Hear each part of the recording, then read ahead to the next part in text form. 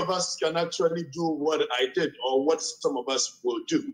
Because one, if you read the report touched on the fact that most journalists in this country are not being paid well.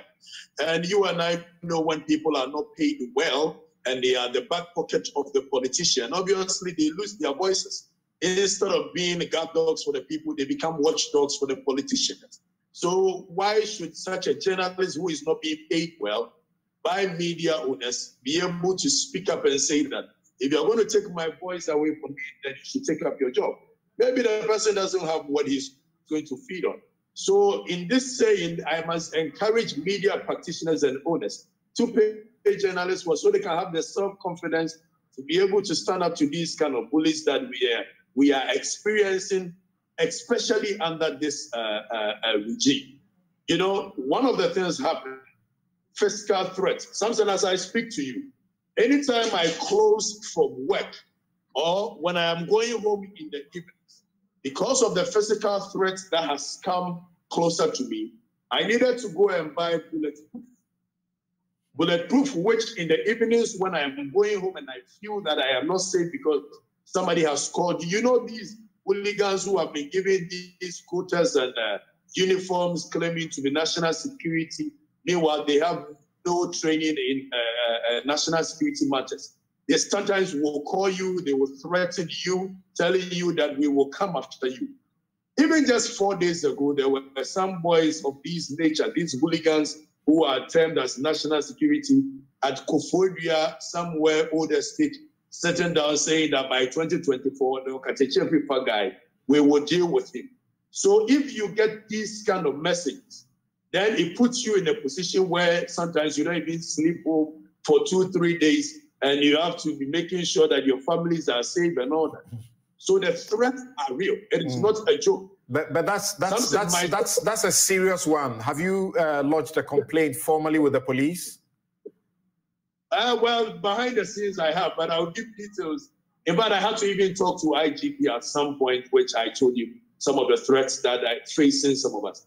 Look, aside you getting calls from these hooligans, you know we used to be part of this government one way or the other. So we have friends in the top positions who will call you and tell you that, Charlie, my people are not happy with what you are doing at all. So you have to be careful.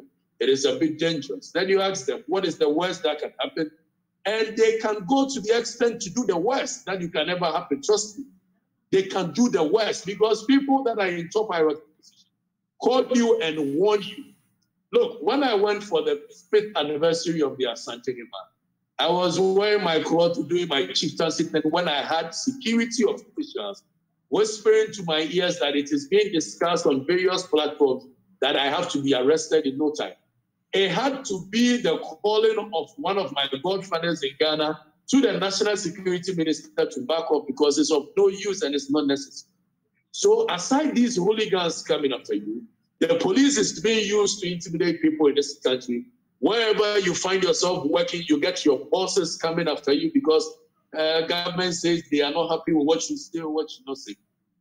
What makes it a bit surprising to some of us who campaign vehemently for this government to come to power is that even these things were happening under Jerry John Rawlings, it would have been okay because everybody believes that he was from a military mindset, a dictator's mindset. If these things were happening under before, it would have been a bit okay because we were coming from J.J. Rawlings' era, which he couldn't be so sure what the media would do if he gives them the space. Professor Mills, because he was once a vice president to J.J. Rawlings, one would have thought that he would come in with the British mindset. He never did. John Mahama used to be J.J.'s boy, so obviously people think that he will come in with a bit of this British mindset. Look, I spoke vehemently against John Dramani Mahama's government, and at no point did I feel threatened, did I feel my life was in danger.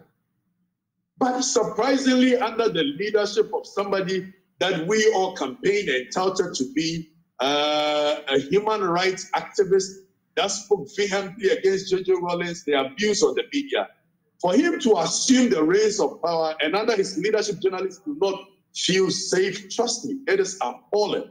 It is real. We don't need any report to confirm that journalists are not safe under this government journalists are scared to speak up. Let's